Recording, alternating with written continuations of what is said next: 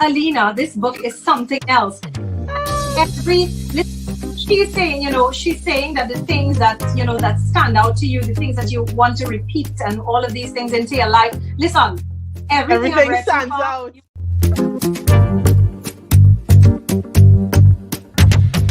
So I break it down into portions that I can manage. This really was transformative.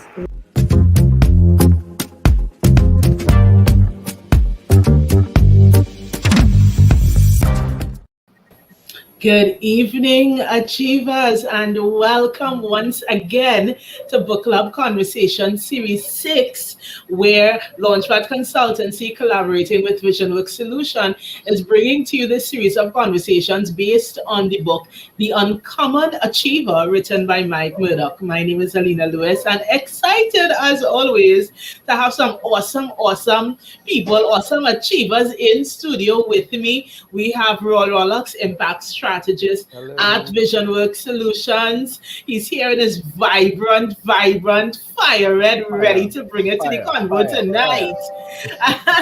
And of course, we have Michelle Ellis, owner of Matty's in Mayaro. Hi, guys. Hi, Alina. Really happy to be here this evening. We're discussing chapter 27 that says, become a protege to an uncommon mentor. So as always, you know what I'm coming with. What stood out in this chapter for you? So why don't we go ahead and do a little ladies first this evening? Michelle, talk to us. What stood out in chapter 27 for you?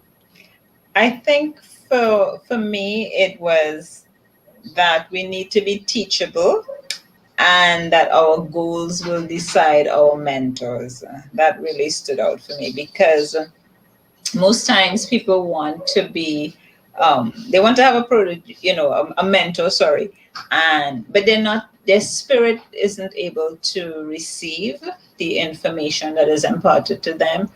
They don't do what they're told, and so they come back every time, with the same problem, and that usually indicates to the mentor that this person is not willing to learn and they're not teachable. So those two stood out for me. And I thought of, Dr. Mike Murdock spoke about mistakes and mentors as two ways to learn. And I thought of the double M, for us, double M will be our soca artist, but that double M, mistakes and mentors. If you have a teachable spirit, right, and if you know what goal you are meant to pursue, then you would know which mentor to pursue in helping you to be able to succeed. Thank you, Roll. What about you? What would have stood out in this chapter as Mike Murdock shared about the importance of becoming a protege to an uncommon mentor? Well, actually, it's the same point that Michelle raised. Michelle spoke about being teachable. And there's a particular quotation, let me see if I could get it. He says in one of the paragraphs, the instructions you follow determines the future you create. And it had me thinking about, there's a concept called followership. We spend a lot of time talking about leadership, but followership precedes leadership, all right? And we often don't see that connection, that if we become a really good follower, it qualifies us. Oftentimes, it's one of the qualifications to be an excellent leader in whatever area of our life. And I think, for me, it's like a lament because I think we've lost the art of apprenticeship. I believe I raised that in an earlier conversation we had. Apprenticeship seems to have died. Whether it is you go to a mechanic to become an apprentice, or a mason, or a teacher, whatever area, we've seemed to lose that. I don't know if it is this whole idea of being told what to do is something that in us we resist. But when you follow the examples, right or wrong, whether we look in the scripture or we look in life as we know it today, you see this taking place. Everybody that we can think of who has reached a particular height has had someone that they've mentored. And sometimes you see it like in music, you know, you talk to a particular musician, or you read something about their life, you hear the story. They would say, I like this particular artist, and I followed everything and I learned everything that they did. In fact, they copied and then developed their own.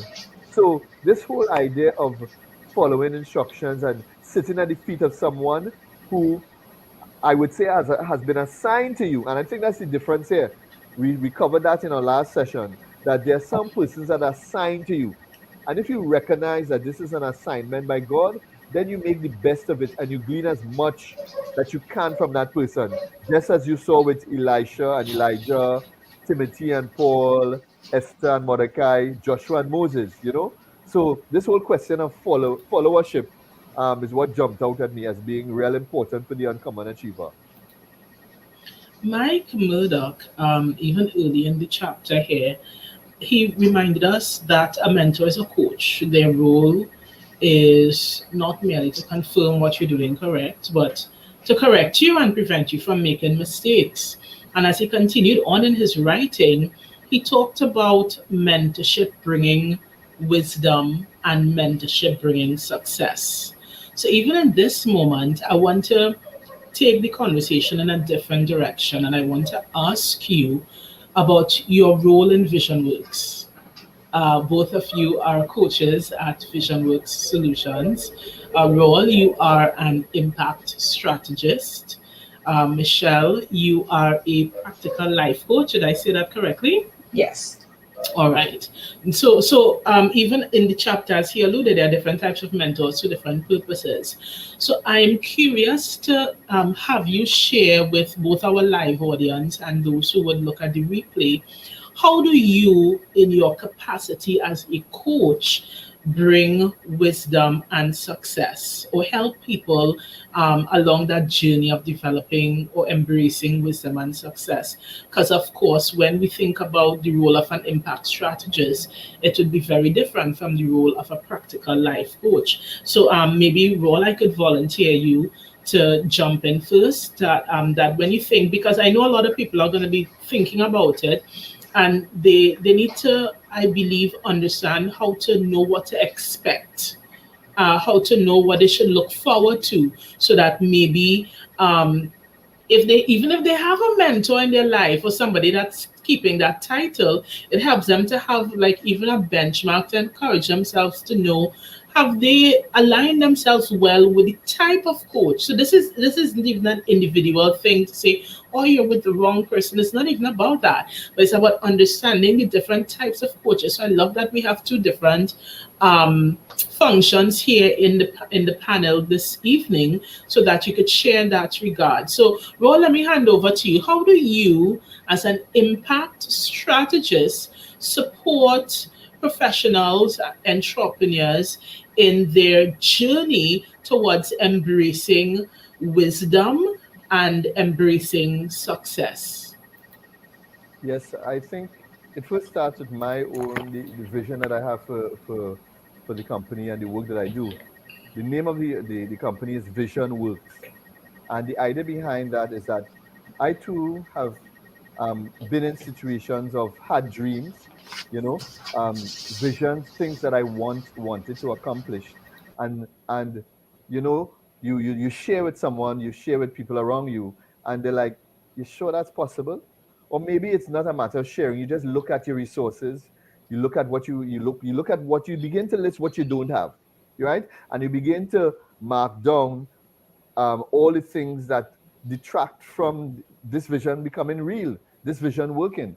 So, because of my own struggle over the years to make things happen in my life and to have impact, I've determined that I'm going to help as many persons that I would want to. So, I connect with persons who have a dream.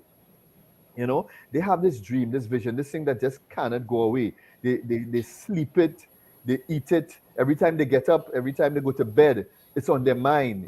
Anytime they're talking with other persons, it comes up in conversations. Everybody knows, that you have this particular dream. Maybe it is to travel, to see the world, to make a difference in your community, to dance, to sing, whatever it is. You have this uncommon dream, but your challenge now is, how do I make this work, right? And this is where I come in. So for me, my first task comes with building rapport with that individual and coming alongside them to let them know that I believe in them. I believe in what they want to do, because I believe that's where the cycle begins. Because if I can get someone to believe, really believe, and tap into that potential that they have, then they're going to take action. Once they begin to take action towards that uncommon dream, they're going to see some results. When they begin to see these results, it begins to reinforce that belief. Wait now, this could really work. So building within that person a sense of inspiration and motivation to push forward, to me, is where it begins. Of course, it takes work. So there are some steps that they will have to follow, and this is the work part. Things like writing your vision down and making it plain. Things like setting smart goals. All right, things like being innovative in using design thinking. Understanding that at the end of the day, we're all in some way impacting people. So we're in the people business. So we have to sit and apply, strategies that help along the way of human-centered development. We're not just talking about profits and numbers and figures. We're talking about people. So all those are the elements that I would then incorporate, in a series of sessions. Sometimes for me, it means actually being on the field with them. I've had clients in who are into events. So I would find myself in the events, helping with chairs, whatever it is, to give them that motivation and that support, that I'm here to help them make that impact. So that's sort of like the framework. It's about helping them to envision, and clarify the vision that they're seeing, helping them to then build a model, all right, and then helping them to make it work. And that's essentially how my work unfolds. And the persons that come to me are those persons who have that dream somewhere inside, but they just haven't tapped into it. So in a lot of ways, I see myself as a dream catcher. I help you to catch that dream and put it into some form so that you can begin to live your best life ever. So that's essentially how the process works on my end. Thank you all. So, Michelle, even as you consider your own work at Vision Works as a practical life coach, can you take a moment to share how do you support persons towards being able to embrace wisdom and embrace principles for success along their journey? I would like to say everything he said because it's pretty much that.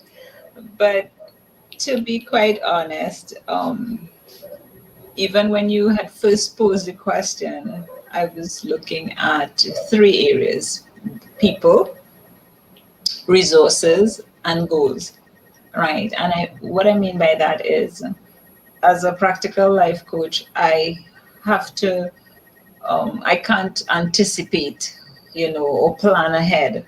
As I begin to speak with the person and their particular area of need, right? Sometimes it means looking at what they have available, what resources in terms of their time, their energy, their skills, the kinds of associates and so on. And then maybe, of course, asking what they intend to achieve, right? Whether if it's financial, whether it's emotional, social, spiritual, and then guiding them in the sense that it may even require referring them to other persons, right, who can help them. So in situations, for example, where somebody may come and they say, listen, I have this, I have $20, but I have a $40 expenditure. So it's really my privilege to work with them to see how, they can cut certain things off their budget so that they can fit everything into this 20. Or it may just be giving advice like, listen, you may have to pick up another job, or or just to help them prioritize. So looking at the resources, looking at the person, because each individual is different, right? And then looking at the goals that they've set for themselves in a particular area. And the thing about being practical is that it's for everything and anything. So it could be finance, it could be, emotional development, it could be just embracing a spiritual walk, right? It could be developing social skills, right? So, and sometimes it's a combination of all of the things that will help the person, right? Because I really enjoy listening. And I think when we realized as coaches that we don't have the answers, everything, people have the very answers that they're looking for inside of themselves, you see. So they begin to share, and then you begin to kind of keep them on track with the goal that they have and the things that they're voicing that is coming out of them. You start, leading them and saying, remember, based on your resources, this is what you can do. But if you make these different decisions, you will get there faster, or you will get there more efficiently, or it will be less costly to get there, and so on.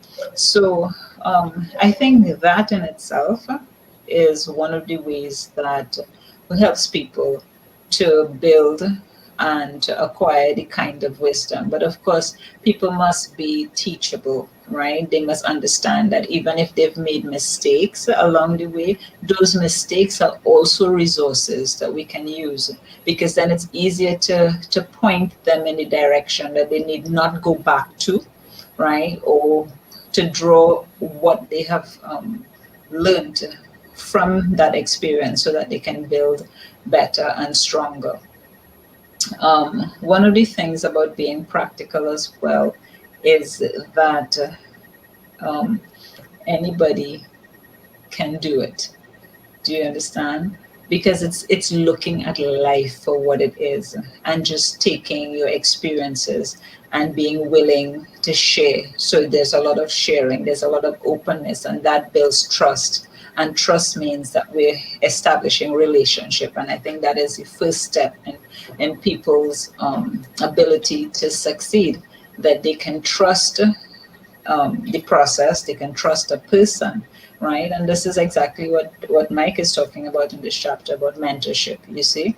So I am very privileged to be able to put myself in this space with the greats, such as our impact coach there, Mr. Rollocks, and of course, Alina, as you know, I'm a bit shy, but always happy to be of service. And I think that those qualities, right, but particularly focusing in on the person, it really helps in achieving, for them to achieve their success. Thank you, Michelle.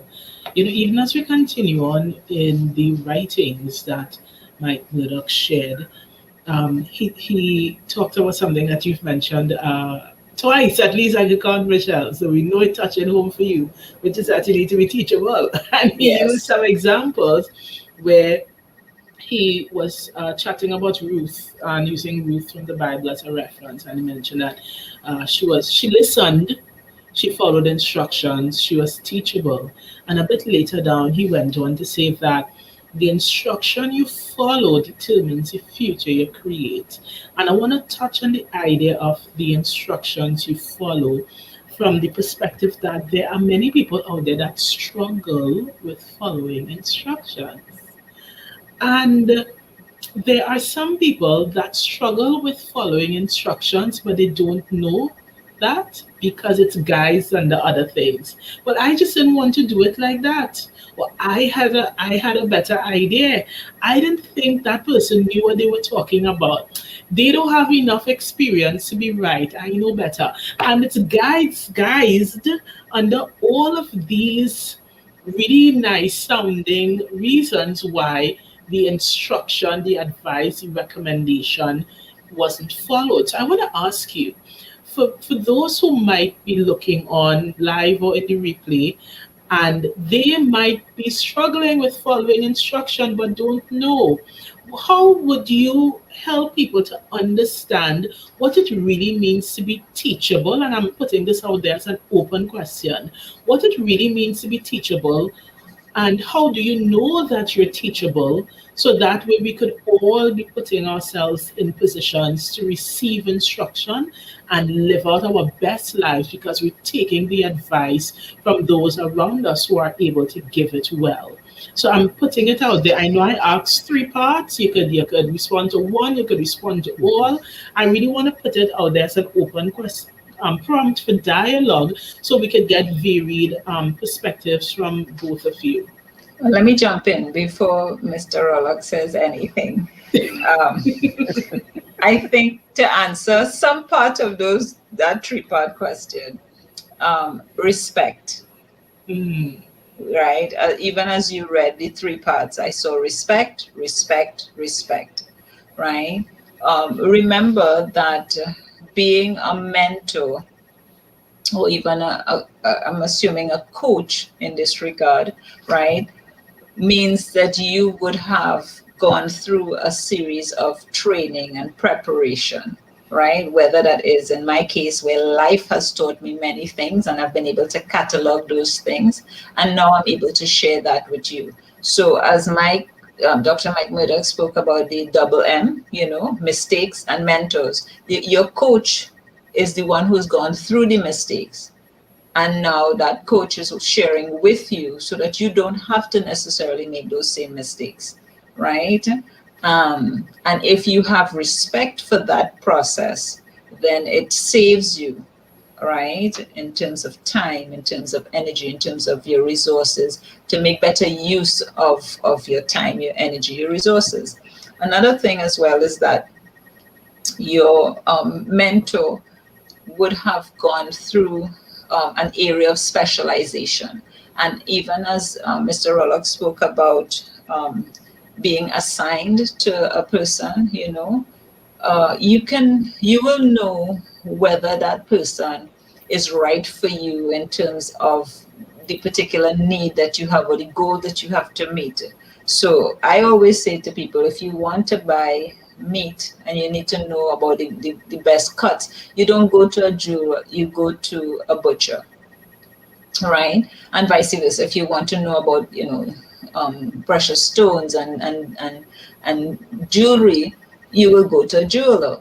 So as you begin to walk, as you begin to observe your mentor, you will know what area they specialize in, what they can help you with, what they can bring to the table, and you go to them with that. Now, once you go to them, you owe it to yourself to respect that their journey would have taught them something that you can benefit from. And that is what you apply to your life. So that is what helps you to be teachable. So one, you have to respect. And two, of course, there is a certain amount of humility in any event to come to a person to ask them, can you help me?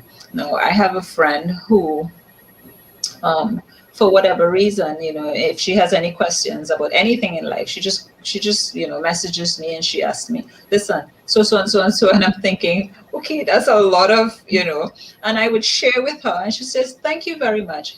And the next, you see that growth and that progression because she's willing to. She respects that I have experienced this and I can share with her, right? She's humble enough that she comes to me, and then she is teachable. You understand? Because when I have shared, she implements it, and you can see the growth and the progression. And that, I think, is in answer to some parts of your questions there, right? But definitely respect, humility will be part of that teachable nature, all right? Thank you, Michelle. Even before Roll responds, I just want to highlight one of our achievers shared in the comment section. And Stephen is sharing with us that someone who is teachable recognizes that no man knows it all. So there you go, achievers. Those of you looking on, because even as those in the panel or in studio are sharing views, we're getting some great nuggets. As always, coming through the comment section. That is why we always say, achievers, come on, get those fingers tickling and type up. We want to hear from you. So thank you, Stephen, for taking time to share that nugget with the viewers, that someone who is teachable recognizes that no man knows it all. Roll, the floor is open to you. Yeah, I want to jump off from where Michelle left off on the point of humility. I think it's a good starting point. Um, I believe that we need to get rid of the egos, to become teachable.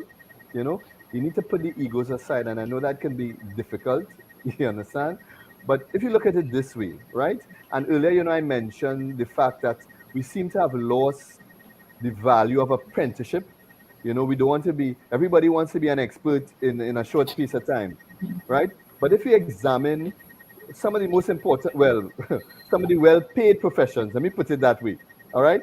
Whether you're talking about an attorney, whether you're talking about becoming a doctor. I mean, doctors spend many years, doing apprenticeship, being teachable before they can be called a doctor. Even when an attorney passes the bar, they have to go an apprentice. They have to go an apprentice. And if you have spoken to a number of attorneys, many times they don't even get paid. They have to go and hold the briefcase for some senior attorney. When the attorney says to them, research this, research that, they just have to do it. And many times, I know an attorney going through it right now, they just have to do the work. But what they get in terms of the wisdom and the nuggets is tremendous. So I think understanding that the ego can get in the way of us learning is a big part of it. I think the next part of it for me, which has helped me, is that you have to be open. I think when you understand that the assignment of people in your life, wherever they are, position in relation to you, comes from God, and that these chance meetings is not really chance. People come into your life for a reason, even though it's maybe for a season. It's for a reason. So it means that you can learn from anyone. And I want to, in that way, expand what the role of mentorship. You can learn things from your children. You can learn things from a child. You can learn things from an old person, from a young person, from a person who's not a professional, as you may consider them to be, somebody who is a laborer. You can learn from a security. You can learn from anyone. All right. And if you adopt that kind of an attitude, I believe you open yourself to be teachable and to learn so many lessons that life has to give. And in order to follow on from what Stephen mentioned there, you understand? Nobody knows it all. And you'll be surprised what you can learn from the person that you may not be considering as being valuable and important. I think the third thing for me, and it's something I say all the time, and it's something from COVID, taken from the 7 Habits of Highly Effective People. Seek first to understand, then be understood. I think we have to invest in trying to understand, right? Many times, sometimes, if you have a mentor, you have a coach, you're not going to get everything. But if you put yourself in that mode to learn, it will be revealed to you. If you seek it out, it will be revealed to you. Once you put up a barrier, you're going to miss these important lessons. So for me, I say, remove the egos, be humble, right? Be open, right? And seek first to understand, and then you'll be understood. So those are, to me, some of the elements that certainly helped me to remain teachable. Thank you so much for sharing that, Role. So, guys, listen, we have really hit a lot of nails on the head here, even as we talk about the idea of mentorship and remaining teachable to be mentored. So even before we wind down on this convo, what I want to do is just open up the floor to you all to share your closing thoughts about maybe what resonated most with you in winding down, or maybe what you want persons who are viewing the program to keep in mind as they move forward in the journey towards being and embodying the that achiever mode, being that uncommon achiever. So once again, I'm going to leave the floor open to you guys. I would like to reiterate the whole concept of persons goals, resources, right? Even as Mr. Rollocks was speaking, and he said, we could learn from anybody, even a child. The truth is, we can learn from anybody, and we can learn from anything. If you take time to observe life, you take time to, you can listen to a podcast, you can read a book, you could look at the way animals operate in nature, and there's so many lessons to be learned, you see. So, and that whole process of opening yourself up to experience life, I think it really is helpful. The other thing is that you always keep in mind what you the end goal is, right? And once you do that, you have a kind of, you put structure to your life, so that you know that there's specific steps that you must take to get there. And when those steps are in alignment with the direction that you've already set for yourself, then life becomes very meaningful, right? And of course, I agree as well that our meeting with persons is not by chance. You see, people will ask questions, and you would have lived a particular way. You would have experienced something that allows you now to share into that person's life, and so that their journey becomes lighter, right? So most times we make the mistakes, but then we're able now, by sharing, we become automatic mentors. In terms of the resources, I think that people have to realize that everything that is around them, every person, every experience is a resource, in addition to the things that are obvious, like, how much money you have in the bank, or how much education you have, and so on, your energy level and skills. Those things are good, and they are to be used in tooling yourself and putting yourself in that mode to achieve the goals that have been set. So that even in doing all of that, and what I'm actually saying is, in a very roundabout kind of way, is that we are all mentors, you understand, to other people, while we ourselves are being mentored by other Yes. people. Yes. You understand Yes. what I'm saying? Correct. So there's that constant cycle of Yes. learning Yes. and Yes. teaching. Yes. And I think if people can be open for that, then it will make each individual a better resource pool, a better child of God, to our fellow men. So Yeah. that's my Thank you, closing. Michelle. And once again, before Roy jumps in with his closing thoughts, I'm thinking this is a closing thought as well, that Stephen is sharing with us, that we must recognize that we all have strengths and weaknesses. That's And right. definitely, even as we recognize that we all have strengths and weaknesses, that in itself keeps us humble, that in Yes. itself keeps us teachable, because as Yes. much as we have strengths, we too have weaknesses, which means it opens us up to being able to receive Yes. from those other uncommon achievers and the uncommon mentors and the experiences of life, as Michelle mentioned, that too can teach us how we can unpack and embrace success and wisdom in our journey. So, Roel, let me allow you to share your closing thoughts. Yeah, again, I have to jump off from where Michelle left off. Michelle has given these powerful nuggets. She made a point at the end about the fact that as you are mentoring, you are being mentored. And I think that's a point that has to be emphasized. This is not a hierarchical thing with somebody at the top and everybody just below. It's dimensional, it's multi-directional. So in other words, I am being mentored. Sometimes we might mentor each other. You understand? I might mentor you in certain areas. You might mentor me in other areas. Sometimes I'm being mentored in someone who has a particular skill set. You understand that they're mentoring me in. So it's so true. As you're mentoring, you are being mentored. And in fact, when you follow the concept of followership, that's how it works.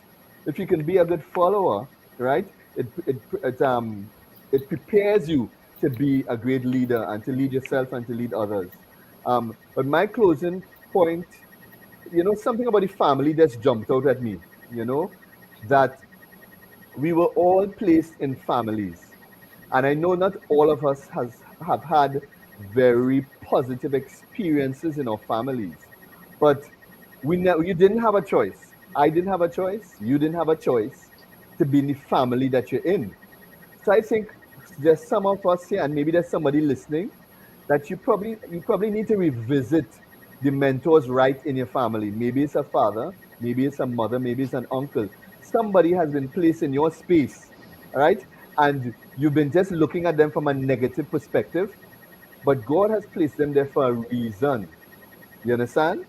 They placed them there. There's a reason why you were born into that family. There's some things that you need to learn or unlearn or develop or incorporate to take forward to the next generation. So I will encourage you to seek the mentors right around you. All right. There's a concept of acres of diamond where we leave where we are in search of diamonds, and sometimes the diamonds are right around us. So we're on this diamond hunt. We're on this hunt for treasure. We want treasure with treasures in wisdom and knowledge and understanding. And we're going on YouTube and we're going to Tony Robbins and we're going all over the place. And right within your family, there are persons who God has placed there with tremendous wisdom. So that'll be my closing remarks and encouragement. Seek the mentors and the treasures that are right around you. Yes, because even as we seek to stay humble and to stay teachable in the process, Simone is reminding us that mentoring can indeed be that two-way experience within the same relationship. And Yes. of course, as is commonplace now, she give us the benediction. Iron sharpeneth Not iron. iron. Proverbs 27:17. So what this is a new thing with us here now, giving us the benediction. I love it. So guys, thank you so much for joining me for yet another book club convo. I appreciate both of you so much as I do all the other guests that take time off to come and chat and share, because we all learn from each other while we are sharing with others. Yes. Uncommon Achievers who view live, we love when you jump in and you clickety click and type and share your thoughts. We love it as always. Thank you for joining us live.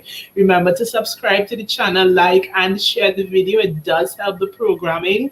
And until tomorrow, we continue on. Hey, we're about to get into day number 28, guys. We're coming down to the end, so stay tuned in, keep jumping in. We love having you, and until tomorrow, have a good one and keep on your journey to being that uncommon achiever. Have a good night, everybody. Good night.